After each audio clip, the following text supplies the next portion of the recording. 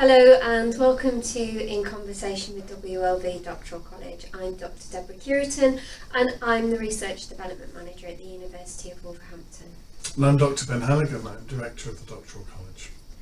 We are doing a series of blogs that are looking at the various different sections and chapters of the thesis. So we thought we'd talk about something that can be a little bit tricky sometimes, which is the acknowledgments. Most theses have acknowledgments. Yeah. My feeling is, some years ago this would rarely be the case, but in recent years I see a lot of theses that have a quite substantial page of thank yous and acknowledgments, and some problems have arisen. Okay.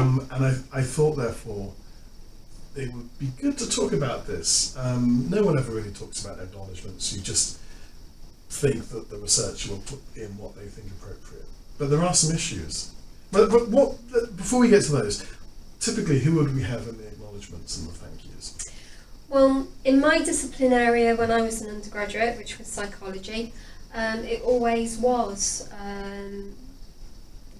expected that you would have an acknowledgement section, and my supervisors told me to think about who I would add into that. So in my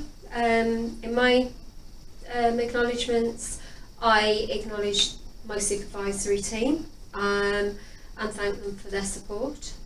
I also acknowledged the two institutions that helped me recruit students for my doctoral study, and I thanked the students for their time.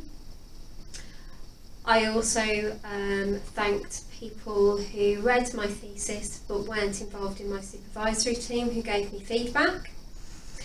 My mother insisted on having an acknowledgement in my thesis because she proofread it for me, so she said if she didn't get her name in there, she wasn't going to speak to me again. And I think I also dedicated my thesis in memory of two people. One was my supervisor, Dr Margaret Toms, who died in the process during the time she was supervising me, not because of my thesis, I hasten to add, and also my father, who died before I started my PhD, but it encouraged me to do it. So yeah, so there was a group of people that I thanked. So you have friends and family. Yes. Then you have, I guess, those who've had immediate input, professional input, supervisors, all of them, maybe sometimes even the examiners of the thesis, but occasionally they may get thanked. I didn't thank them because at that point I was submitting they hadn't examined the thesis. Sometimes librarian staff in your institutions, if you work closely with them, things like that. Fellow students, often that's quite a good thing as well, because you'll have spent maybe as much time talking to fellow students as your supervisors, and that encouragement and so on. Technical staff as well. If you're working in a lab, the technical staff may well be the people who kind of helped you, on that dark, rainy 10 o'clock September evening when you thought everything was going to fall apart. And they were there and kind of gave you that motivation to keep going, or found the right questionnaire for you, or the right lab tool, or the right bit of equipment for you. So we have that bunch of people who are, I guess, having professional input into your work, and then a further maybe friends and family. That's quite expected as well. I think as well it's important to acknowledge in the acknowledgements, and possibly even in the body of the thesis, where you've worked with an institute or an archive, or you've received funding from an external body. They need to be upfront in the acknowledgements, because often annual reports that such institutions or bodies need to put together will need to list all the people who have been in receipt of their help, and it can be extremely useful to say we've accommodated PhD research into our archive that's led to this thesis that was awarded or submitted, that kind of thing. So I think all of those institutions or bodies you might have encountered in the course of your research should be acknowledged as well. I mentioned where some problems have arisen, Yeah. And these have come from acknowledgements, and these have been picked up, in my experience, by other colleagues and by external examiners. So in terms of external examiners, one thing I've found difficult is that if the research is centred on interviewing various people, maybe even being critical about something related to the work of those people, who they are, what they've done. I mean, you're inclined to thank them for their time in contributing to the research. But if there's a sort of gushing acknowledgement of how wonderful it was to spend time with such and such, then it can suggest some sort of conflict of interest.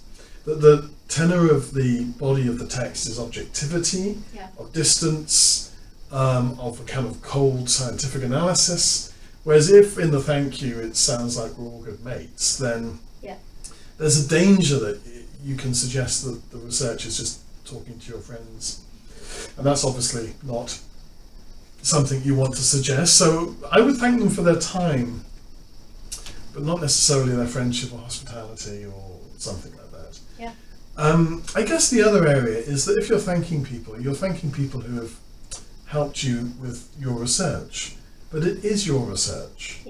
So I would be quite careful to avoid any suggestion that if you work very closely with this professor, or you've absolutely worked with the archivist in looking at these documents that the research is based on, that you're not suggesting that somehow these other people have done any work for you.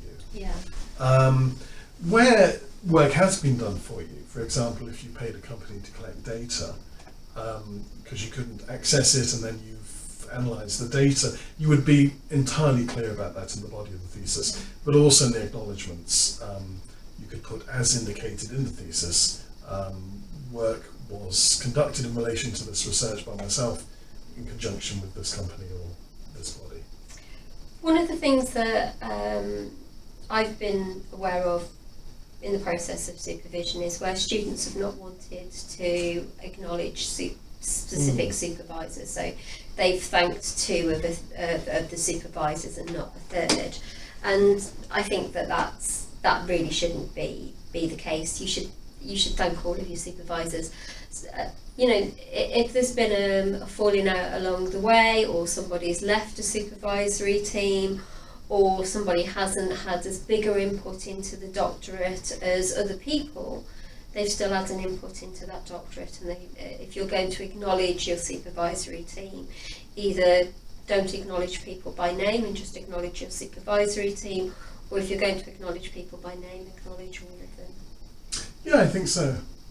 Yeah, that's fair enough. I mean, the other thing I see in acknowledgements is where people say, a version of chapter 3 was first presented as a paper to the International Association of such and such, and I thank the people there for their encouragement and their feedback, which determined the direction of the chapter. So I see a bit of that as well. So if you were to suggest a kind of a rule of thumb, what would that be? Friends and family, people who've had professional input into your doctorate, organisations that you've worked with to gain access to data, people who've given you feedback from conferences or conferences where you've had feedback, and I think that's about it. That's it. Okay. So, top tip? Well, we're talking about a couple of paragraphs, one paragraph. Usually it goes before the introduction. I would err on the side of caution. If there's some problematic person or organisation you're not sure if you should thank, maybe avoid it, and then know that in articles or a book version of your thesis, if you go in that direction, you can put a more fulsome thanks in at that point. So I would err on the side of caution. And my advice would be, don't go over the top and don't be sort of melodramatic about it. Yes, your doctorate may well be quite an emotional journey, but your acknowledgements really are quite practical. It is just about saying thank you to the people who supported you along your journey and helped you do the work that you've done. Okay. Yeah, so yeah, it should only be a couple of paragraphs or a page at most.